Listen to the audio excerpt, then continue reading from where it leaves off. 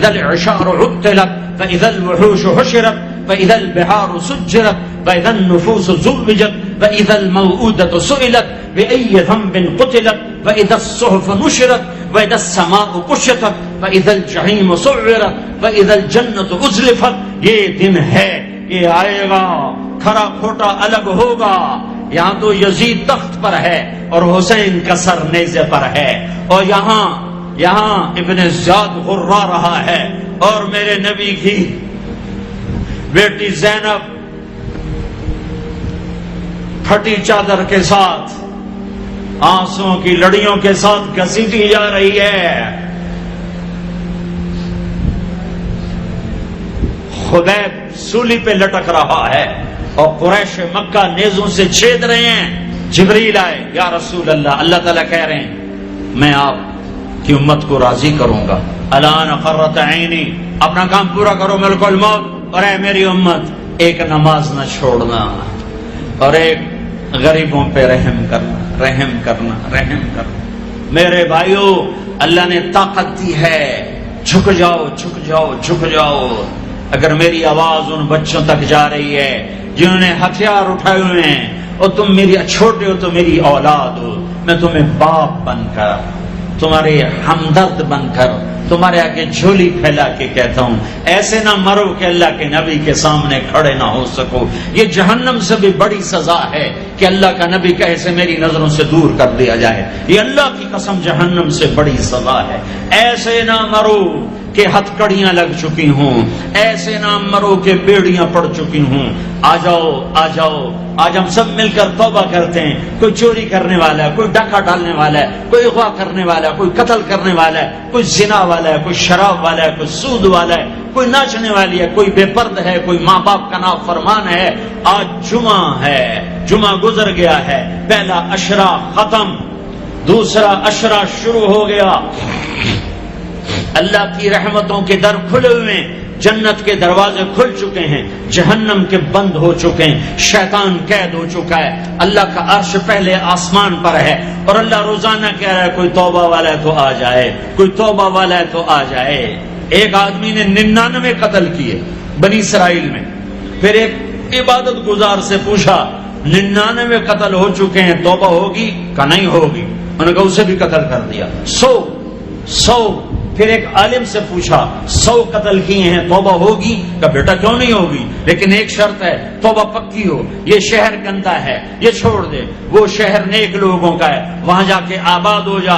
معاف کہنے کہ مجھے معافی مل جائے میں ہر شے چھوڑ دوں گا. اپنا بوریا بستر اٹھایا اور چل پڑا. راستے میں موت آئی. جب موت نے جھٹکا دیا تو اس نے چھلانگ لگائی آگے کی طرف، تو وہ یوں گرا، اس کے ہاتھ یوں اور پاؤں یوں گرا.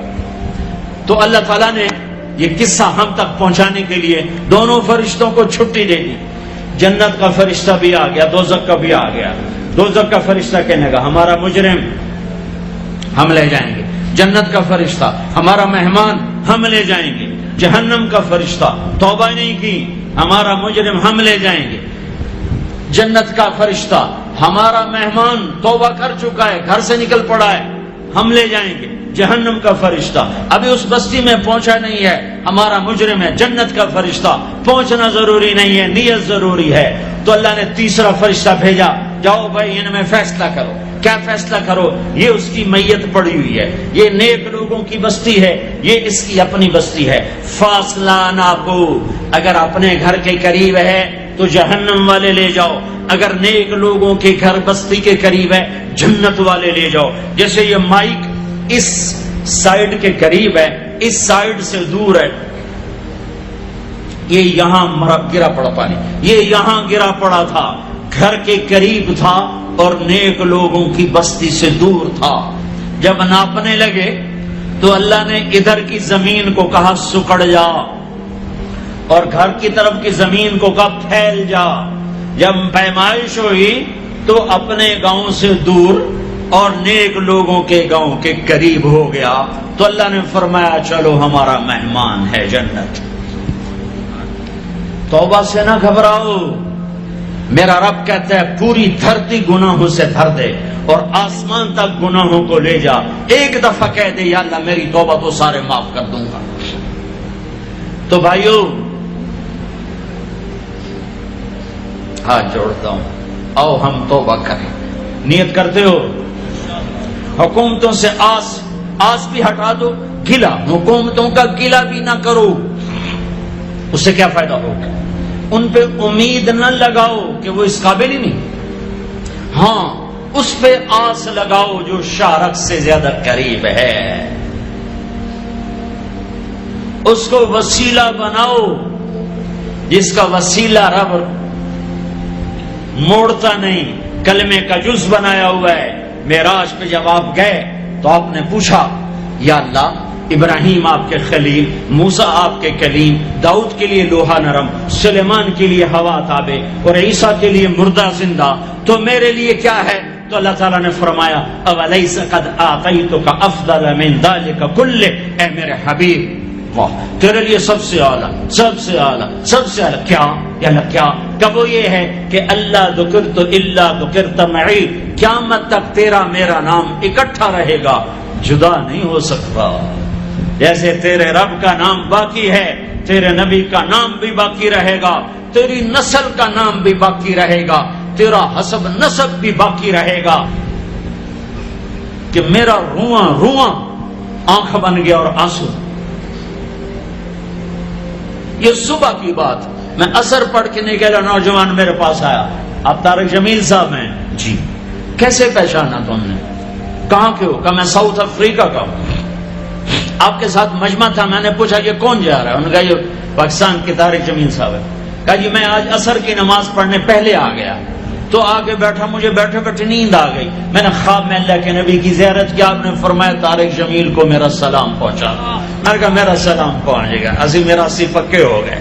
مجھے ان تقریروں پر تو کوئی امید نہیں ہے کہ میری بخشش ہوگی، چونکہ یہ مجموع کے سامنے بیٹھنا ایک، اس کے بعد کوئی یہ دعویٰ نہیں کر سکتا کہ میں اللہ کے لیے بات کر رہا ہوں. اللہ کی قسم میں آپ کے بارے میں قسم کھاتا ہوں کہ آپ سب اللہ کی رضا کے لیے آئے بیٹھے ہو، لیکن جو یہ یہاں بیٹھا ہوا ہے یہ قسم نہیں کھا سکتا کہ میں اللہ کے لیے کہہ رہا ہوں.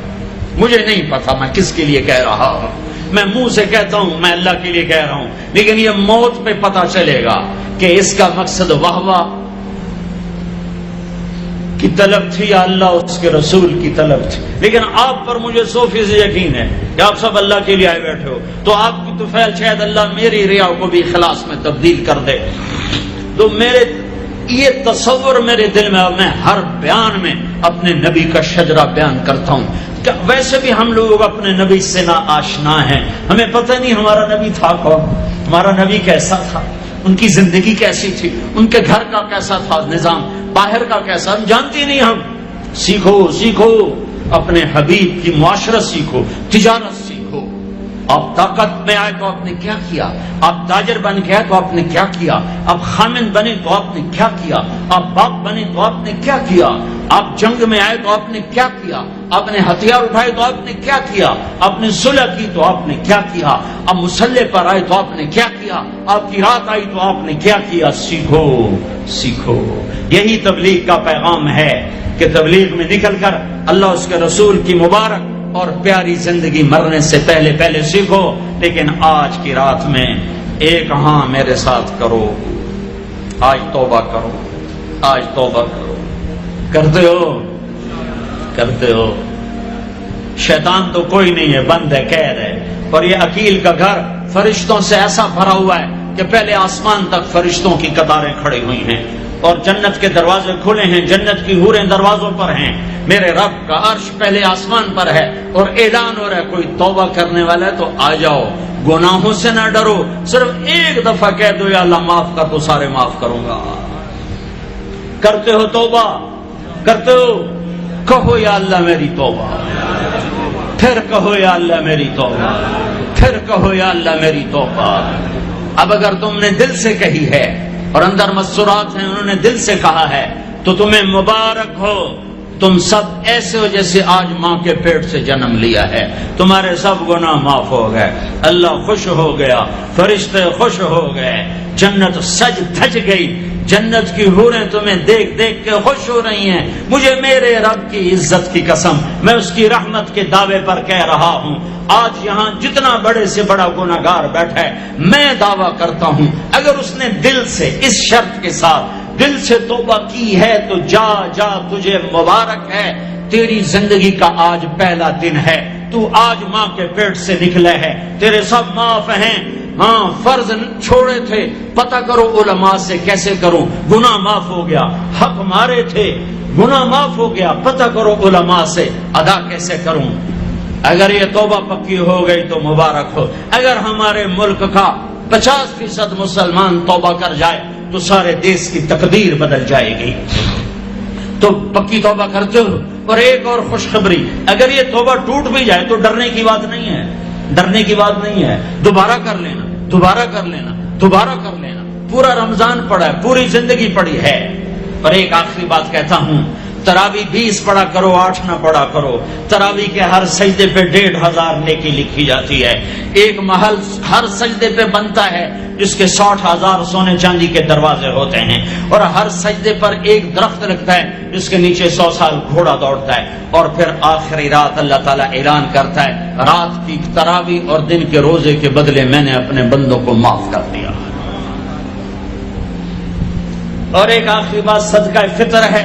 صدقہ فطر عام طور پر گندم کا 100 روپیہ اخباروں میں نے پڑھا ہے, وہ ٹھیک ہے, جائز ہے. لیکن میں آپ کو اللہ کے نبی کا صدقہ بتاتا ہوں. بہت مالدار لوگوں کی یہ جگہ ہے. اللہ کے نبی صدقہ دیتے تھے 3 کلو کشمش, گندم نہیں, 3 کلو کشمش یا 3 کلو کھجور. 3 کلو کشمش 600 کا ہو جائے گا. ایک آدمی کا صدقہ فطر 600 ہو جائے گا, اور گندم کے لحاظ سے 100 ہو جائے گا, کھجور کے لحاظ سے کوئی 250-300 ہو جائے گا. تو صدقہ فطر دینا ہو تو کشمش کے 3 کلو کے حساب سے پیسے دینا. غریبوں کا بھلا ہوگا, غریبوں کا بھلا ہوگا. کسی سے لڑے ہوئے ہو صلح کر لو, کسی سے روٹھے ہو اسے منا لو. ماں باپ سے ناراضگی ہے پاؤں پڑ جاؤ, بیوی کو سے ناراض ہو پاؤں پڑ جاؤ, بیوی ناراض ہے خامند کے پاؤں پڑ جائے. سب سے زیادہ خوشی اللہ کو میاں بیوی کی صلح پر ہوتی ہے. میاں بیوی لڑے ہوئے ہوں اور آپس میں صلح کر لیں تو اس پر اللہ ان کے پچھلے سارے گناہ معاف کر دیتا ہے. اور شیطان کو سب سے زیادہ خوشی اس بات پر ہوتی ہے کہ 2 میاں بیوی آپس میں لڑ پڑیں, کہ اس سے پوری نسل برباد ہو جاتی ہے. اپنی اولاد کے لیے حلال کماؤ, حلال چھوڑ کے جاؤ, حرام چھوڑ کے نہ مرو کہ ساری زندگی کانٹے چنتے پھریں گے, ساری زندگی کانٹے چنتے پھریں گے. تو نیت کرتے ہو سارے بھائی ایک دوسرے کو معاف کرو.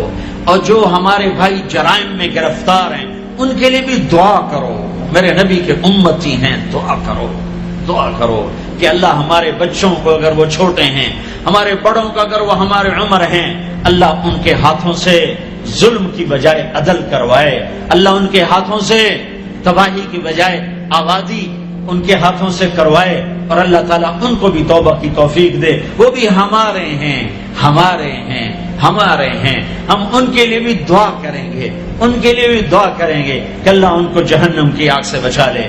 درود شریف پڑھو. اللهم لك الحمد كما أنت أهله فصل على محمد كما أنت أهله وفل بنا ما أنت أهله إنك أهل التقوى وأهل المغفرة إنك أهل التقوى وأهل المغفرة.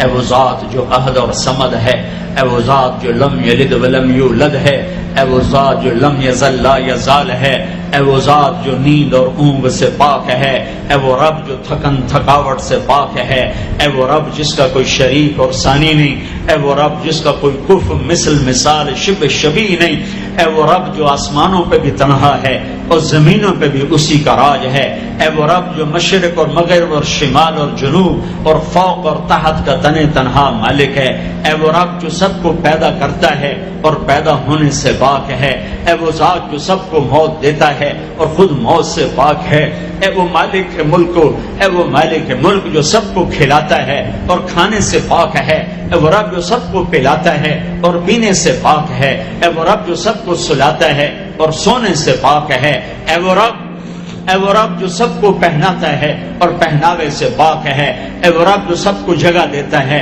اور خود زمان اور مکان سے پاک ہے, اے وہ رب جس کے خزانوں کی حد نہیں، جس کے ملک کی حد نہیں، جس کے لشکروں کی حد نہیں، تیرے سامنے تیرے حبیب کی لٹی پٹی امت آئی بیٹھی ہے، مالدار بھی لٹے پٹے، غریب بھی لٹے پٹے، دکھ دردوں کے مارے ہوئے میرے مولا، اے میرے رب آج ہماری سن، تجھے نوح علیہ السلام نے بھی اپنی کہانی سنائی تھی، آج ہم بھی تجھے اپنی کہانی سنت، اے میرے رب، اے میرے رب